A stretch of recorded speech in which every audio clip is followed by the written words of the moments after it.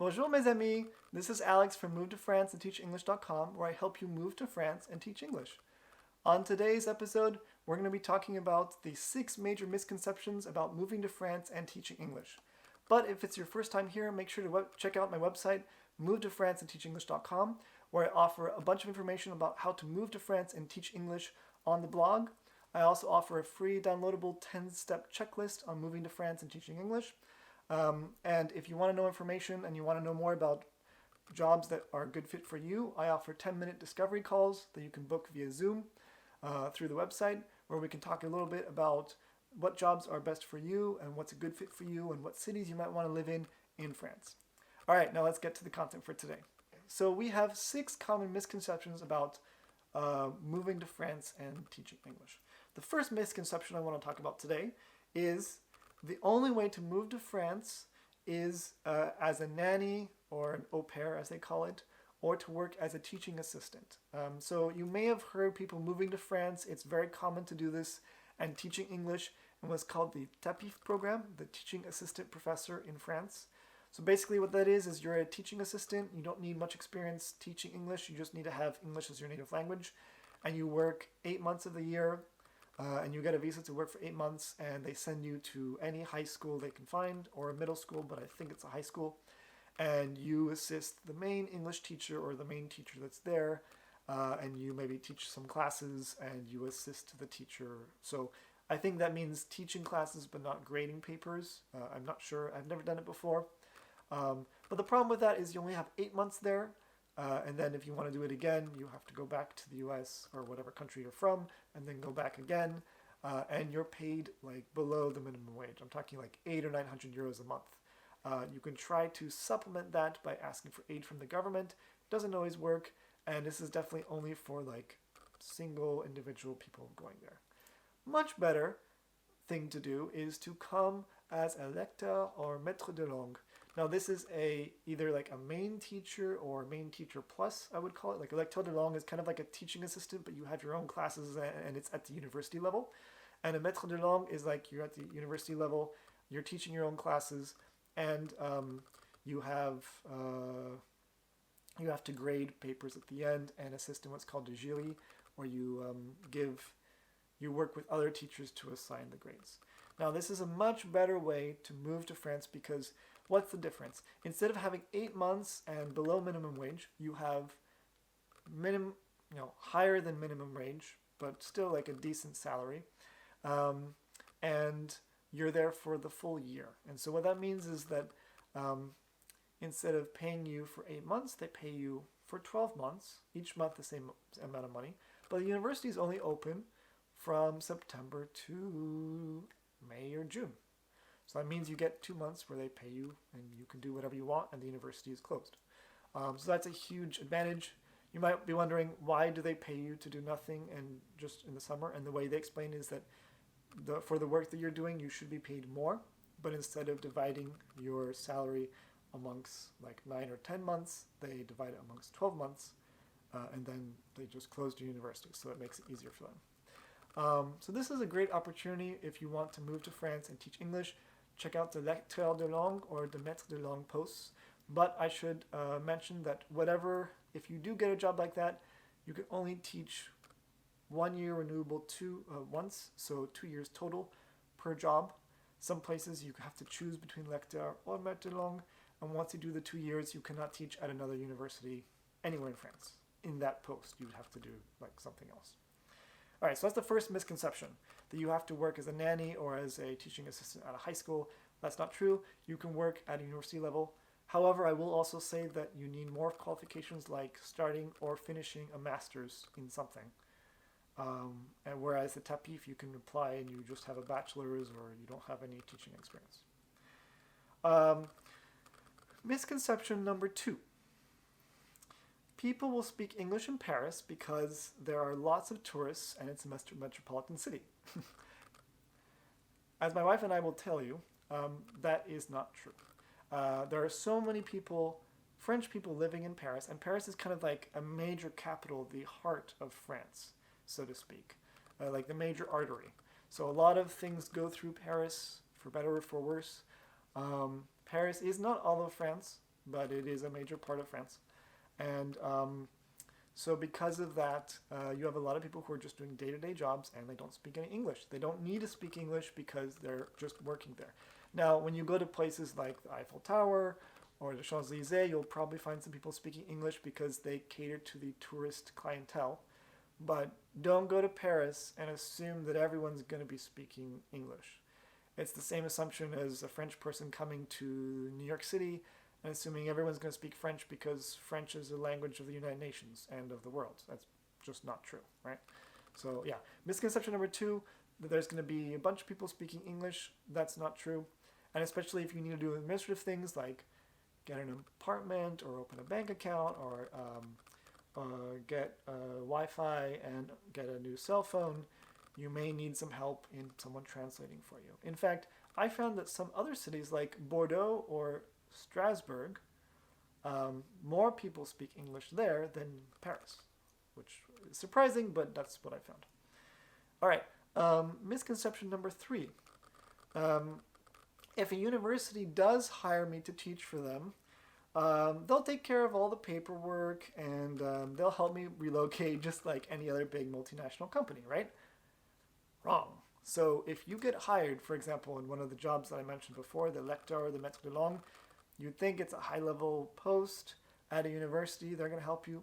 Not at all. The only thing they do is they apply for your right to work in France with what's called the Direct, which is basically an organization in France that tracks who has the right to work in France and who doesn't. So they have to apply for you and pay a fine so that you can work at their university. They have to prove that they need you. But once they get that document from the French government, they just send it to you and they say, figure it out. So you have to go to the embassy in your country. You have to figure out all the paperwork that you have to submit. You have to submit it, including with your passport. You have to get your visa on your own. Then when you move to France, you'll have to do some supplemental things like getting a check for, like getting a check from the doctor, like a medical check to make sure you haven't brought any illnesses to France, and confirming where is your permanent residence now that you've moved to France and things like that. And that's all on you too. Also, you have to figure out how to sign up for your health insurance and get that carte vitale that I mentioned. So there's a lot of things that you have to do, like you have to get your own bank account, you have to get your own, and quickly so that the university can pay you, and you have to get your own apartment. Everything pretty much you have to do yourself, and that's something that I had to do myself as well. Now, fortunately, you can go online and find websites or people that can try to help you. And again, that's why I think that I wish that there was a service like the one that I'm offering you, that if I had, a 10-minute discovery call where I can just talk to someone and ask them some real quick questions, or if I had a centralized place where somebody else had done it before and I could read their blog posts, I would have loved to have that. So that's why I have it for you. In case you want to move to France and teach English, you are not alone in this. Misconception number 4. Finding an apartment in France is just like anywhere else. I just need to send an email or hire a realtor to find an apartment for me. This is very false. It is very difficult to find an apartment, especially when you're doing it yourself, especially if you don't really speak the language too well. And it depends on the region. So if you're trying to find an apartment in Paris, maybe it'll be a bit relatively easier, but things will be very expensive. In Strasbourg, I didn't have too much difficulty finding an apartment, but I was lucky. Here where I live now, in Basque Country near Spain, it is extremely, extremely difficult to find an apartment. Everyone rents apartments just for the winter and spring, fall season, and then they take their apartments back to rent it for a couple of months in the summer season for 2 or 3 times the cost. So it's almost impossible to find a full-time, like a yearly contract, and even then it's going to be very expensive, or they're going to want the apartment back, and so it's very challenging. In addition to that, you have to basically create a whole portfolio, and it's kind of like a job interview. You have to apply for apartments. So you don't just say, hey, I'm interested in an apartment. You say, hey, I'm interested in an apartment. Here's my dossier, my portfolio. Here are my references and my income and my taxes and my proof of work, my work contract, all these documents that you need to prove that you are a good person to rent. And on top of all that, you may still need a guarantor and like a reference or something to get an apartment. So it is quite challenging to get an apartment in France. Not impossible. And the one advantage I will say about renting in France is that many apartments you can find already furnished. So it's unlike in the US, for example, where you get an apartment, it's just bare bones and you bring all your own furniture. In France, you have everything. You have couches and pots and pans and toasters and beds and bedside tables, and they'll even have like blankets and stuff. So don't worry about furniture when you're moving to France. It's not like other countries. You can really just bring your bags, drop them in your new apartment, and there you go. And that's a good basis to start. Misconception number 5. French people are so lazy at work, so it'll be hard to get anything done. Now, this is definitely not true. There is a misconception that French people are lazy. That's not true. It just means that French people do things more slowly or do things in their own time because they have longer lunch breaks or they prioritize time for themselves and time for their families. So French people, in my experience, are not lazy at all, and they work really hard. And sometimes they have to deal with a lot of red tape and a lot of administrative issues. Every university I've worked at has some sort of administrative issue where they're struggling between the administration and the students and their own jobs and working together so that they can kind of share the work all together. It's very like brotherly, like, supporting each other together. So the French are not lazy. They just do things in their own way at their own pace. That being said, it is not too difficult to get things done, but if you're used to a New York City style pace, maybe you'll realize that things are done more slowly, and maybe to you it might not be as efficient, but it is a bit more fair, I would say, in France compared to other places. And finally, misconception number 6. French people can eat whatever they want, and they always eat the freshest, best food, and they never gain weight, right? Wrong. So if you look at the average, Australian or American or British person, and you look at their weight, and then you compare it to someone in France, maybe there's a perception that the French people weigh less on average. And maybe that's true. I don't know. But there are definitely overweight and obese people in France. It's not like they don't have any overweight people in France. I would just say that France maybe is better in moderation. So it's not that they can eat whatever they want, is that, well, in a sense, they do eat whatever they want because they have smaller portions.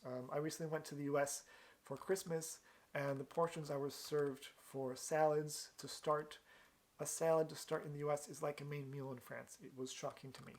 And in France, you really get a small portion for that salad. It's really more of an appetizer type of thing. I really don't understand the size of appetizers in the US. It doesn't make sense to me. But in France, the portions are much smaller, much more reasonable, so you could have many different kinds of foods and not feel too full afterwards. And so I think that's why you can't just eat whatever you want. If you have pasta or like heavy foods all the time, of course you're going to gain weight no matter which country you're in. And also, it's not like French people just eat Michelin star restaurants all the time. They would go broke. Like, restaurants are very expensive in France, especially in Paris, and that's why a lot of people will cook at home, and they'll get fresh ingredients in general. And yes, they go to farmers markets, but it's not like they go to farmers markets every day.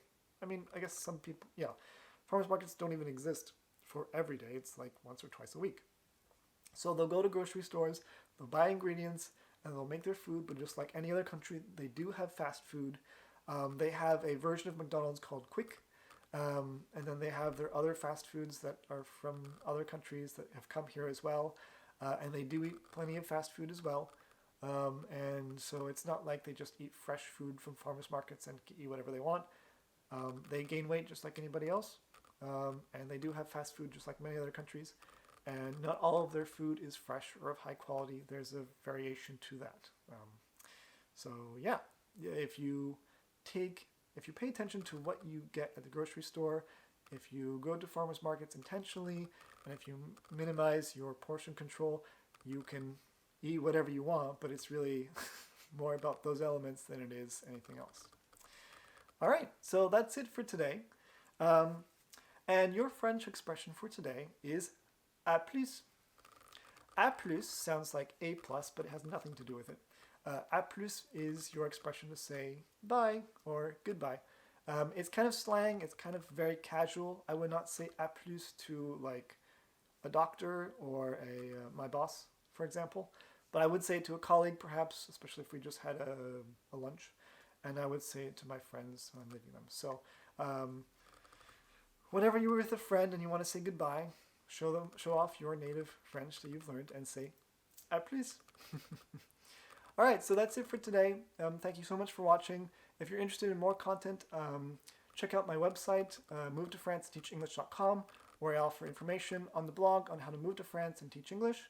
I also have the 10-step Move to France checklist that's free to download. And if you're interested in learning more about job opportunities, like I said before, check out my free 10-minute discovery call that you can book on the website. That's it for today. And for all of you watching, mes amis, à plus. Bye.